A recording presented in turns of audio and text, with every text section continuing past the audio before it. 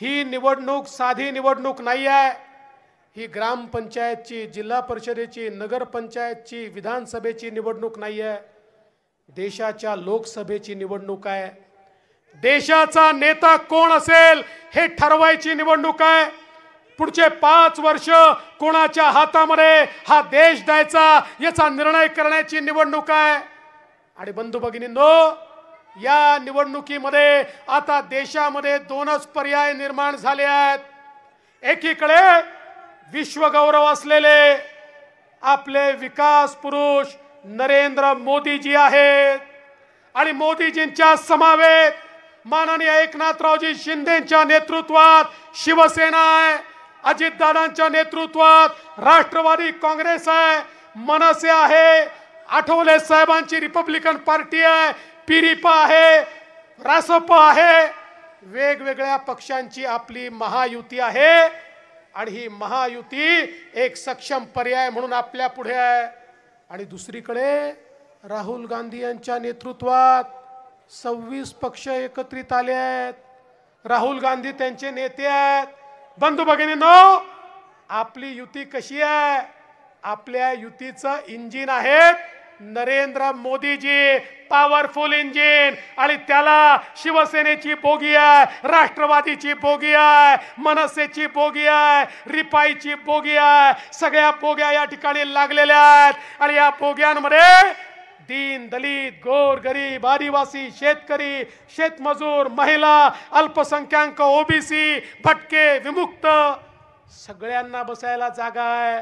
सगळ्यांना बसवून सबका साथ सबका विकास म्हणत मोदीजींची ट्रेन झपाट्याने विकासाकडे जाते। पण दुसरीकडे काय अवस्था आहे? दुसरीकडे अवस्था आहे राहुल गांधींची ट्रेन कशी आहे? तिथे कोणीच बोगी लावायला तयार नाही। सगळे म्हणतात आम्हीच इंजिन आहोत।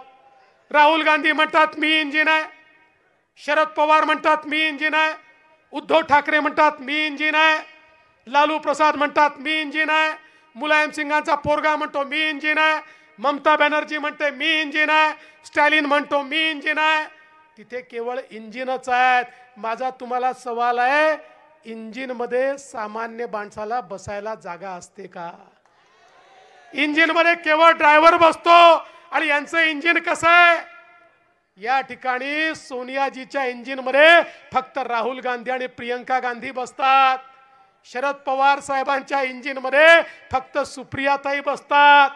आणि उद्धव ठाकरेंच्या इंजिन मध्ये शिंदे साहेबांना जागा नाहीये। उद्धव ठाकरेंच्या इंजिन मध्ये फक्त आदित्य ठाकरेंना जागा आहे। बंधू भगिनींनो, तुमच्या करता यांच्या इंजिन मध्ये जागा नाहीये। आणि यांचे इंजिनही कसे आहेत? यांचं इंजिन राहुल गांधी दिल्लीकडे नेतात, उद्धव ठाकरे मुंबईकडे खेचतात, शरद पवार साहेब बारामतीकडे खेचतात, स्टॅलिन चेन्नईकडे खेचतात, ममता बॅनर्जी कलकत्त्याकडे खेचतात। यांचं इंजिन हलतही नाही, डुलतही नाही, चालतही नाही, बोलतही नाही, ठप्प पडलेलं इंजिन आहे।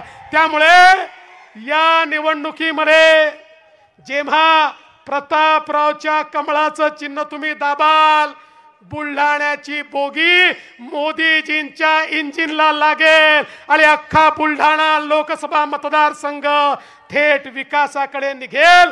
तो काढण्याकरता आज आपण सगळे एकत्रित आलो।